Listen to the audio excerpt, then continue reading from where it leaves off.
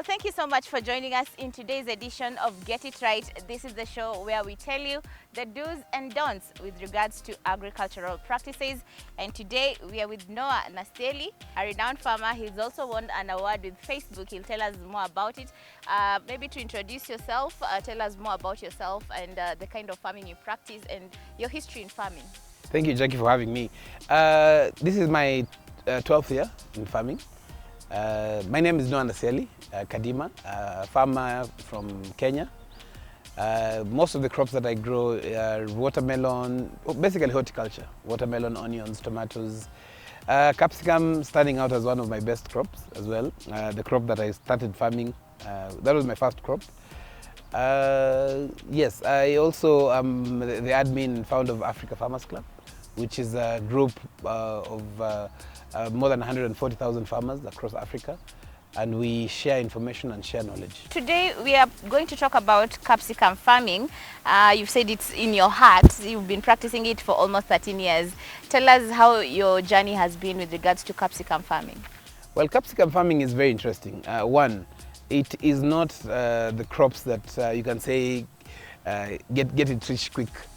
No, but it's a crop that can you can actually perfect it over time. It is a crop that you can start small, then you scale.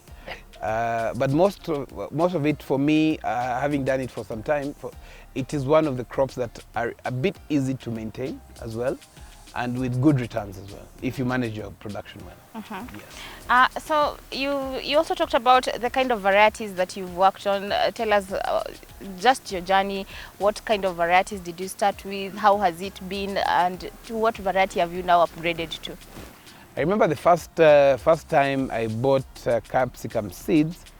I bought them the local variety. It's called the open field variety, the California Wonder. So California Wonder, and it did very well.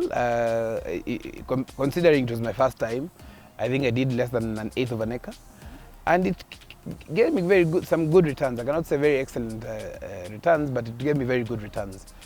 But I did not know how to take care of it. So we harvested. I remember I was doing it with my wife, and we harvested it for, I think it was 1 month. It was 1.5 months, and then all of a sudden it stopped bearing fruits, and we did not know what the challenge was.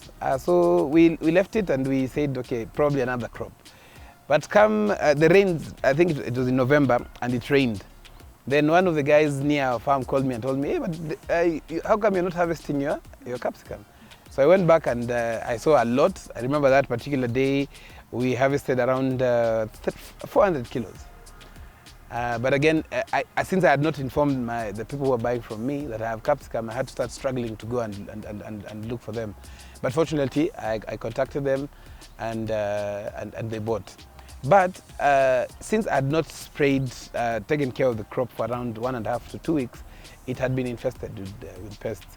And so I had to go back to the drawing table and start finding out what should I use, which pesticides should I use, how do I prune it, and yes, but over time it is one of the varieties that has worked well.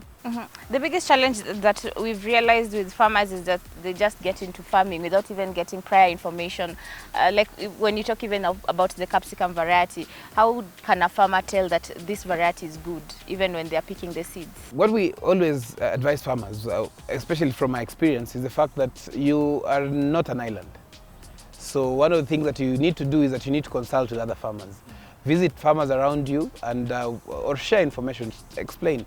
And that's what we do in Africa Farmers Club. We ask questions. Farmers ask questions, which is a good variety? And somebody will ask you, which region are you in? What is your soil type? Have you tested your soil? And hence the reason why I always advise farmers, ask for information. Don't just go and buy.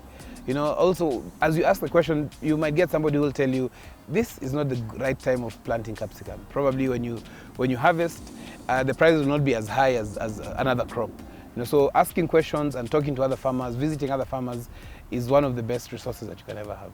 When it comes also to the varieties, maybe some of the farmers would like to venture into capsicum farming, but they don't even know if it is planted from seeds, where can they get the seeds, Also talk about the the open pollinated and the local varieties, the hybrid varieties, which ones would you propose are the best kinds of quality seeds that a farmer can use when they are beginning their capsicum farming venture? I'll break your question into two. One, whether someone to do open field variety or hybrid. Then the other one would be whether to buy seeds or seedlings. Well, when you start from scratch, it's normally, and especially if you are a new farmer, buying seeds might be the easiest, but sometimes might be the most challenging, because unless you're very good in nursery management, you know, when you're preparing the nursery, actually preparing the nursery is one of the things that you really need to master. And so when you prepare the nursery, you need to make sure that you know and you have somebody there who will be able to like plant the seeds well, you know, space the seeds well, cover the nursery, know the ratio of manure versus soil to use in the nursery as well. Buying seedlings sometimes is the easiest and the best, because if you want 10,000 seeds, plants, you will buy 10,000 seedlings. And so for me, I always propose and advise farmers, it's an advantage to them to buy seedlings, because you are sure. But not just buy seedlings, make sure you know where you're buying the seedlings as well. Know at least the history, the seed, where it was purchased. Then the other question that you mentioned in terms of hybrid or open pollinated varieties, it's a very hard question. Because some farmers, I know some farmers have called me and asked me, which seed is cheap and easy to maintain but fetches more in the market?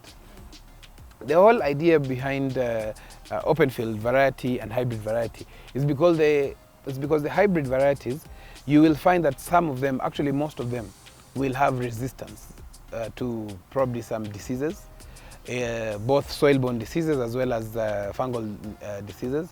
And so when you're buying the hybrid varieties, you stand a higher chance, because even yield-wise, you will tend to have a higher yield.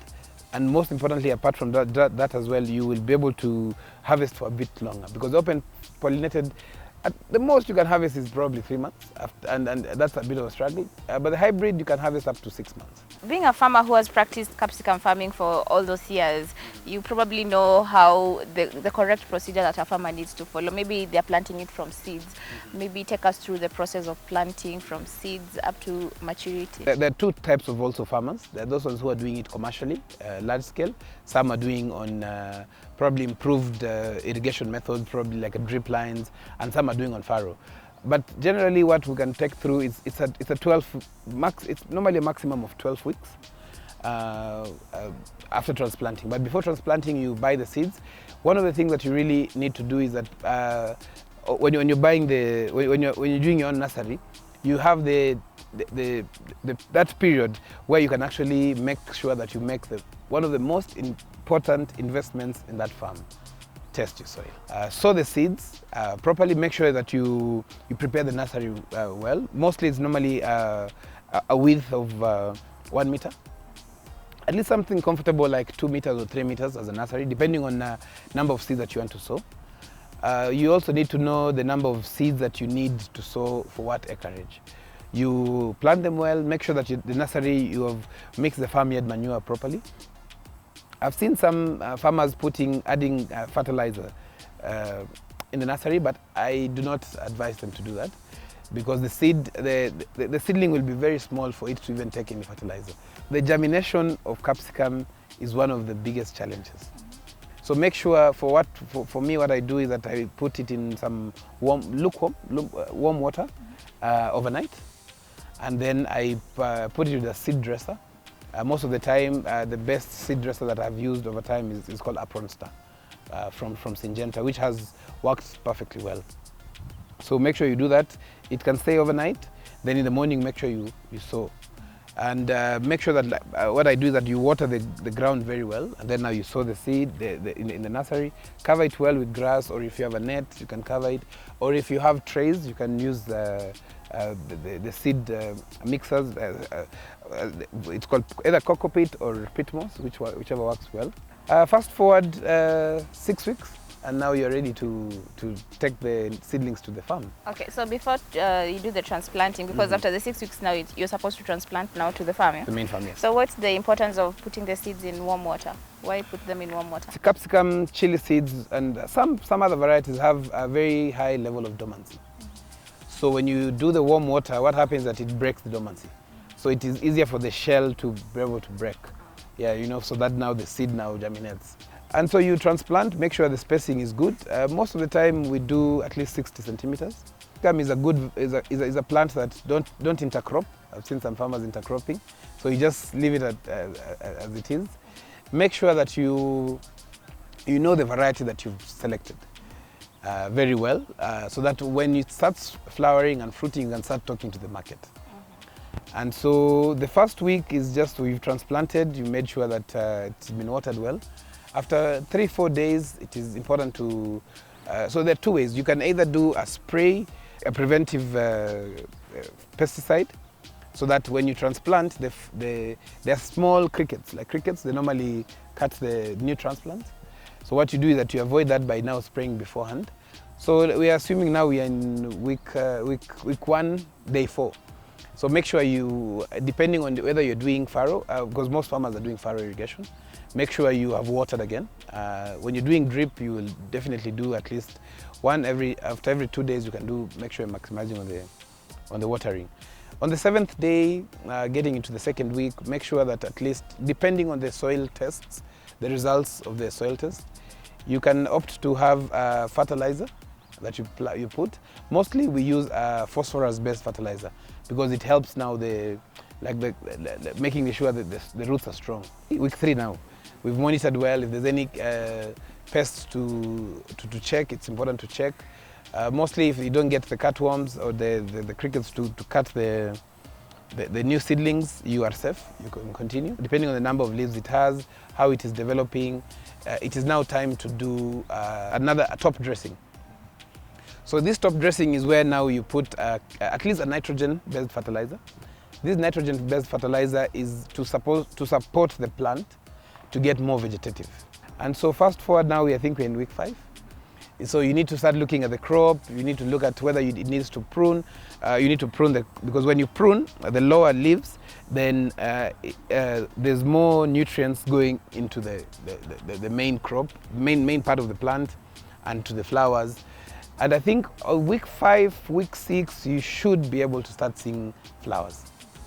As you see the flowers, there's a debate, a very hot debate that goes on. Do you remove the first flower or do you leave it?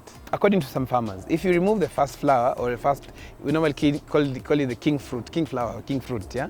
If you remove it, according to them, they say that the nutrients that were supposed to this particular flower to feed on is distributed well. It's an argument. We are still trying sometimes. So, and these are things that I would like farmers to keep on testing. If you have 1,000 plants, do 500, remove the first king fruit, the other one check, so that the next time you do, you practice well. So have you done it yourself? I've done it myself, but I've never seen a very big difference. What I did is that I started counting, I think it was around 10,000 plants, and I started counting 10,000 fruits. I divided each by 100, I multiplied each by 100 grams, and I calculated, I saw I already lost a lot of money. So sometimes I opt to not to remove, but again, if you don't remove again, the feeding. So for me, what I say is that check your soil test, your results, the nutrients, the level of nutrients in your soil, and then feed the crop well. I think we're fast forwarding. We've done our second. We are now week 7, week 8. We are doing one of the things that is very important for farmers to do is to do a complete scouting. So this scouting is that you don't just wake up and say, we are spraying today, we are spraying next week. Scouting, check the crops, check the crop well, look at which areas the crop has been affected. There is something, why it's important to check your soil test again is because we have something called fusarium wilt. Fusarium wilt affects capsicum a lot, and bacterial wilt. But fusarium wilt is a bit dangerous because what it does is that you might not see it in the beginning. You will see it when it starts fruiting. And you see that's already a very big damage. And so week 8, we have scouted, we have seen the crop as well. If there's any spray that was required, you can be able to do that. There are two things as well when it comes to fertilizing. Some farmers opt to do after every 3 weeks. For me, I prefer doing a split application of fertilizer. So after every 2 weeks, I do an application of fertilizer, depending on the soil test results. You will definitely have started seeing the fruits. And for most of us as farmers, when you see the fruits, you start checking the bank account, clearing it so that you can get more inside. Yeah, and so at that stage is when I normally advise farmers, please start talking to the market. So week 10, week 9, week 10, most of the farmers have started counting. If you did not remove the king fruit, it is ready for harvesting. At least the first, week 10, week 11, that one is first, is ready. If you did not remove, then probably you have 2 or 3 other fruits, which will be ready like in the 11th, 12th week. It is interesting that some farmers at that stage stop taking care of the crop. By stop taking care, I mean they stop feeding the crop. What they do is that they assume now we'll just water, we might just spray, but remember, anything that is being, that is bearing fruit requires to be fed. We'll be taking a short break, but do stay with KTN Farmers TV. You're watching the Get It Right show. We'll be right back after the break.